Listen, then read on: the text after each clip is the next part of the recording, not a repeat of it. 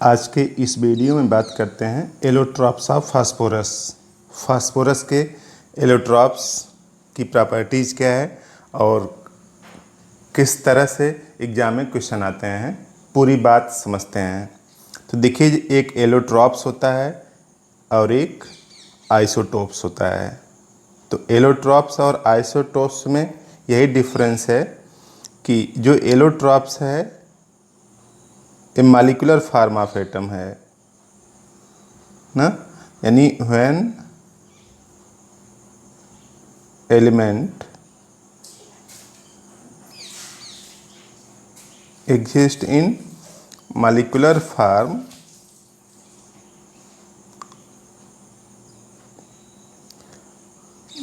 known as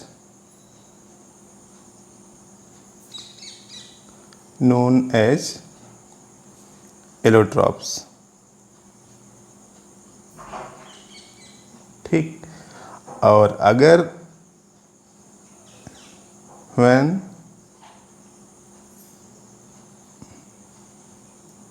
element exist in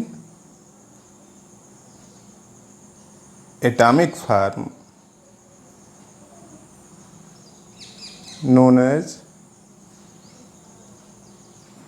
isotopes ना। तो अब एलिमेंट क्या है? कार्बन है। मान लीजिए एलिमेंट क्या है? कार्बन। तो देखिए C612, C613, C614 एक ऐसे है, और डायमंड है, ग्रेफाइट है। तो ये दो फार्म हैं कार्बन के ना, यानी कार्बन C612 है, C613 भी है, C614 भी है।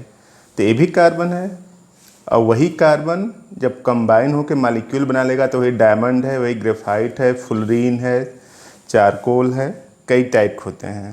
तो देखिए क्लियर लिखा है when element exist in molecular form. तो ये सब मॉलिक्यूलर फॉर्म है भाई। एक कार्बन दूसरे कार्बन से कंबाइन हो तो मॉलिक्यूल बना कि नहीं? Molecular form is known as allotropes. यानी ये सब जो देख रहे हैं, डायमंड, ग्रेफाइट, फुलरीन, ये सब क्या हैं? एलोट्रॉप्स हैं। ठीक, और अगर एलिमेंट एटॉमिक फॉर्म में एग्जिस्ट करे तो इसको क्या बोलते हैं? आइसोटोप्स। यानी ये ऊपर वाले आइसोटोप्स हैं और ये क्या हैं? एलोट्रॉप्स हैं। ठीक, ये दोनों में बेसिक सा डिफरेंस है। अब फास्फोरस की बात करते हैं।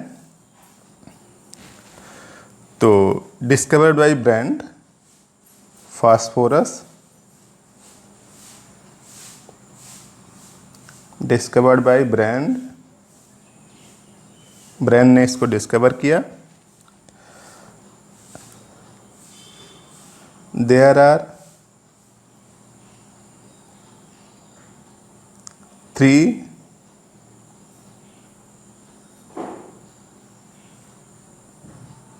एलोट्रॉपिक फार्म, 3 एलोट्रॉपिक फार्म हैं। ठीक, फास्फोरस के पहला क्या है? वाइट फास्फोरस, वाइट फास्फोरस, उसके बाद रेड फास्फोरस, उसके बाद ब्लैक फास्फोरस। होते तो कई और हैं लेकिन इम्पॉर्टेंट यही 3 हैं: वाइट फास्फोरस, रेड फास्फोरस और ब्लैक फास्फोरस। तो ये तीनों एलोट्रॉपिक फार्म हैं। तो अब बात करते हैं वाइट फास्फोरस की। तो पहला इसमें से है, first one is white phosphorus.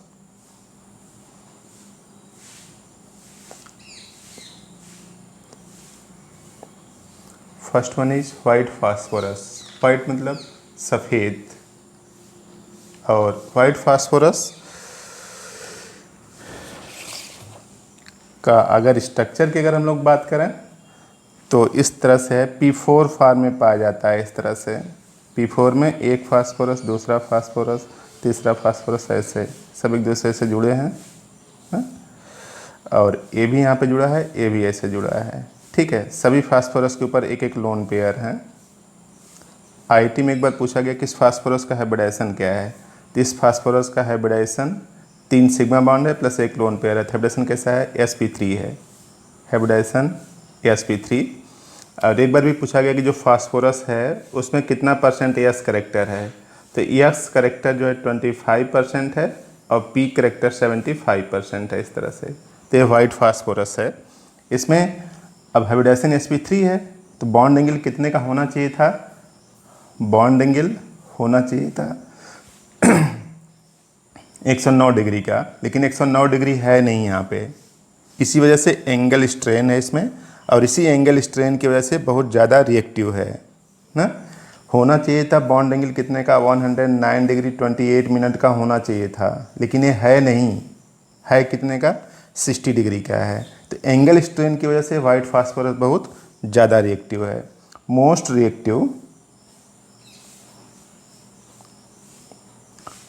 Reactive phosphorus, सबसे ज़्यादा रिएक्टिव फास्फोरस है। क्यों? Due to angular strain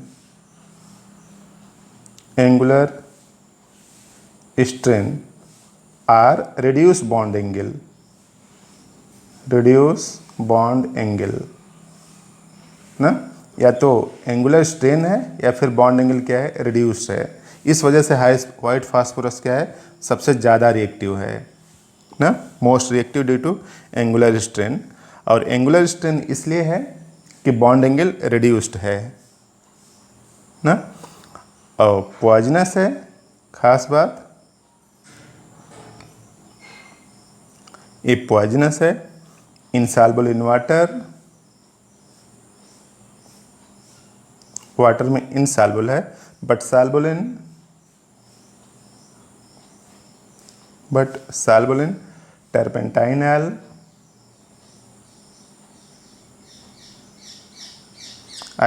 CH2 ना, ईथर, इन सब में क्या है? सॉल्युबल है। टर्पेंटाइनल, CH2 इन सब में सॉल्युबल है। स्मेल ऑफ गार्लिक,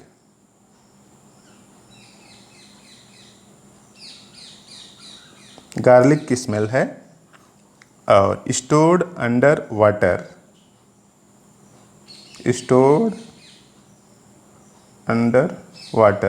वाटर में इसको स्टोर करते हैं। जैसे सोडियम है तो इसको किस में स्टोर करते हैं? केरोसिन में। उसी तरीके से इसको किस में स्टोर करते हैं? वाटर में, स्टोर्ड अंडर वाटर ना। और नेक्स्ट पॉइंट है यूज्ड इन रेड पॉइजन, ठीक। और ग्लो इन डार्क, इसी को बोलते हैं केमिल्यूमिसेंस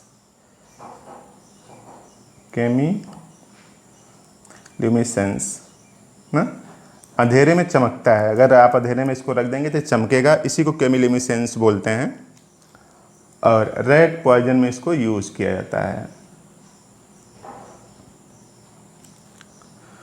और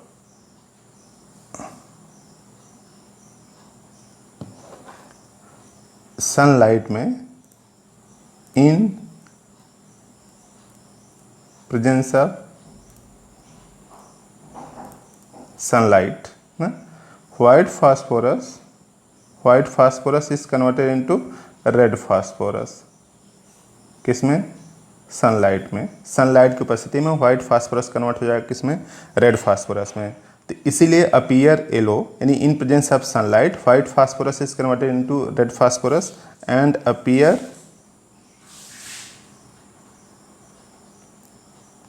येलो, यानी है तो व्हाइट लेकिन सनलाइट में कैसा दिखता है? येलो दिखता है। तो ये इंपॉर्टेंट क्वेश्चन है। और नेक्स्ट है डिजॉल्व इन NaOH, यानी white phosphorus dissolve in NaOH में डिजॉल्व है, गिव्स PS3, ठीक। देखिए P4 + 3 NaOH + 3H2O, एक कन्वर्ट हो जाएगा PS3 + 3 NaHPO2, इस तरह से। तो white phosphorus react with NaOH in presence of moisture give phosphine, ये इंपॉर्टेंट रिएक्शन है। ना। और नेक्स्ट पॉइंट है व्हाइट फास्फोरस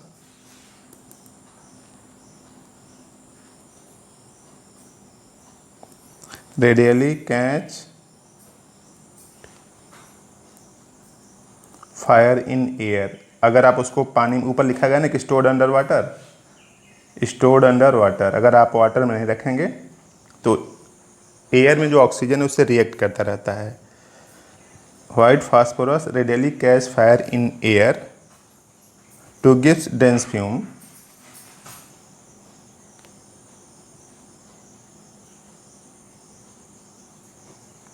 फ्यूम देता है ऑफ P4O10। देखिए P4 है प्लस 5O2 से रिएक्ट कर जाएगा, क्या बनाएगा, P4O10 बनाएगा इस तरह से। तो अपने आप आग पकड़ लेता है अगर आप इसको ओपन एटमॉस्फेयर में रखते हैं तो।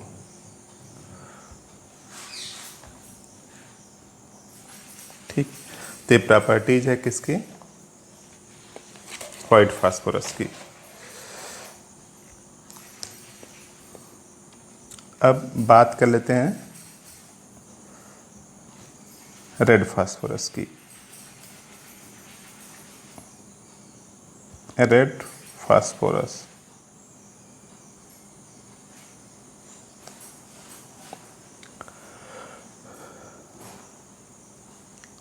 अब व्हाइट फास्फोरस से जो है, व्हाइट फास्फोरस एक कन्वर्ट हो जाता है रेड फास्फोरस में। अगर इसको कुछ दिन सनलाइट में रख दिया जाए, यानी इन सनलाइट फॉर फ्यू डेज, कुछ दिन के लिए अगर सनलाइट में अगर आप रख देंगे तो जो व्हाइट फास्फोरस है कन्वर्ट हो जाएगा किसमें, रेड फास्फोरस में। अब खास बात, व्हाइट फास्फोरस कलरलेस था, इसको हीट कर दिया गया तो इसलिए इसकी जो पॉइजनस प्रॉपर्टीज है वो क्या हो जाएगी, ख़त्म हो जाएगी ना। तो red phosphorus is odourless non poisonous. Red phosphorus is odourless non poisonous ना। और ख़ास बात, insoluble in H2O and CH2, दोनों में क्या है, इनसॉल्युबल है।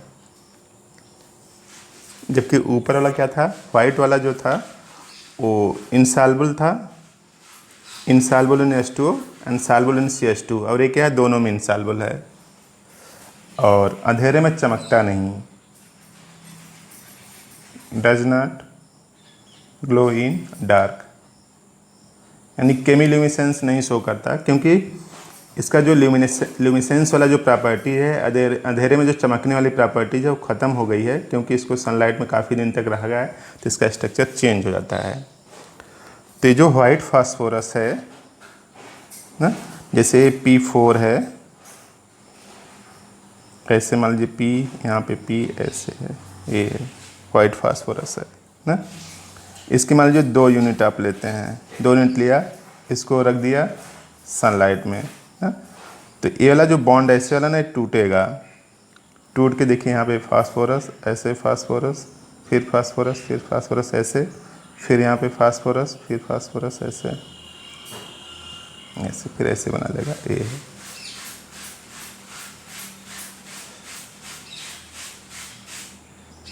ये ठीक है, ऐसे।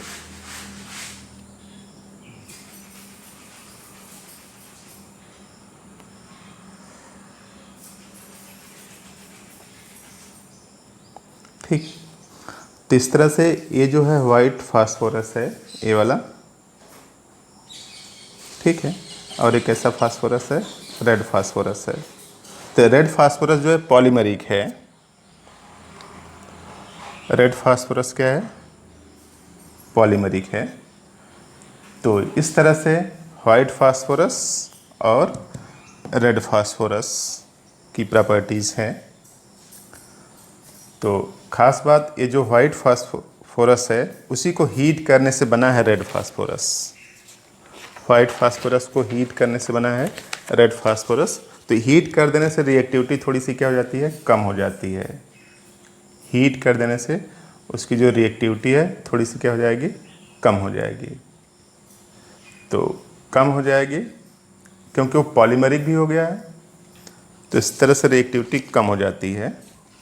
तो ये जो रेड फास्फोरस है,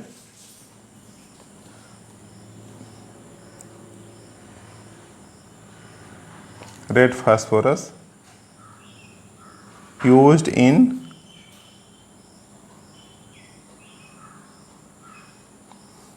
strike anywhere match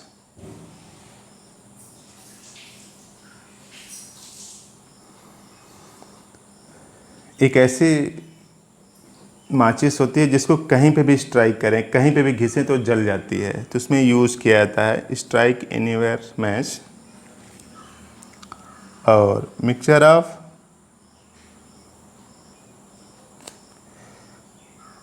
calcium phosphide and calcium carbide used in Holmes signal.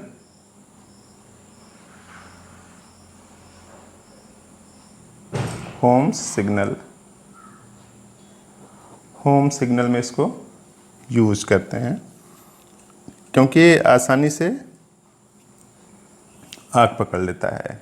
तो जैसे यहाँ पे Ca3P2 है, ऐसे कैल्शियम फास्फाइड है, इसको 6H2O से रिएक्ट करेगा, यहाँ पे क्या बना लेगा 3CaOH ट्वाइस प्लस 2PS3 बना लेगा ना, फास्फीन बना लेगा। उसी तरीके से कैल्शियम कार्बाइड है, जब वाटर से रिएक्ट करेगा तो यहाँ पर क्या बना लेगा कैल्शियम हाइड्रोक्साइड प्लस एसिटिलीन बना लेगा। ये जो एसिटिलीन है आग पकड़ लेती है, तो तेज़ी के साथ जलने लगता है। तो इस तरह से होम सिग्नल में यूज़ करते हैं कैल्शियम फास्फाइड और कैल्शियम कार्बाइड का मिक्सचर। ठीक, तो इस तरह से इसकी प्रॉपर्टीज़ है। अब बात कर लेते हैं ब्लैक फास्फोरस की।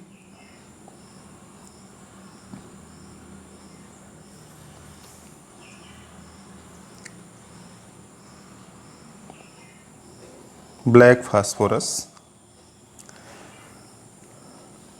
देखिए जो ब्लैक फास्फोरस है, देखिए यहाँ पे इस तरह से है वाइट फास्फोरस, ए है मान लीजिए वाइट फास्फोरस है, इसको 300 डिग्री सेल्सियस हीट करेंगे तो रेड फास्फोरस बना लेगा। ठीक, फिर इस रेड फास्फोरस को 530 डिग्री सेल्सियस हीट करेंगे तो अल्फ़ा ब्लैक बनाएगा, अल्फ़ा ब्लैक फास्फोरस बना लेगा। ऐसी वाइट फास्फोरस को अगर 200 डिग्री सेल्सियस हीट कर देंगे, ठीक है, तो बीटा ब्लैक बना देगा। तो कहने का मतलब जो है ब्लैक फास्फोरस जो है दो टाइप के होते हैं, alpha phosphorus and black phosphorus are of two types, alpha black phosphorus और बीटा ब्लैक फास्फोरस। इस तरह से दो टाइप होते हैं।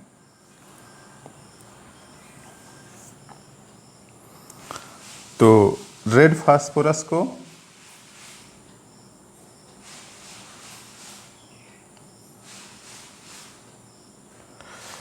ये जो रेड फास्फोरस है, रेड फास्फोरस को अगर 803 केल्विन हीट किया जाए तो ये अल्फ़ा ब्लैक बना लेगा। ठीक, और वाइट फास्फोरस को अगर 473 केल्विन अगर हीट किया है तो क्या बना लेगा, बीटा ब्लैक बना लेगा। तो देखिए कभी टेम्परेचर जो सेल्सियस में पूछता है और कभी केल्विन में। तो देखिए रेड फास्फोरस है, इसको 573 सेल्सियस हीट किया गया तो इतना आ गया। इसी में अगर जोड़ देंगे 273 जोड़ देंगे तो ये 803 आ जाएगा।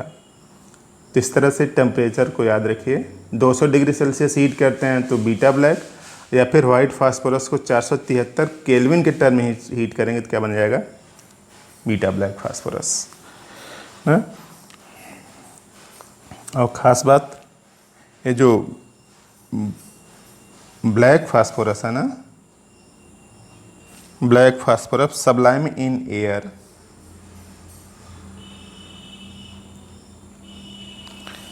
and has opaque monoclinic and ribohedral crystal. A black phosphorus is good conductor of electricity. Conductor of electricity, electricity का क्या है, गुड कंडक्टर है। तो इस तरह से ये तीनों फास्फोरस और उनकी प्रॉपर्टीज। इस वीडियो में बस इतना ही। Thank you.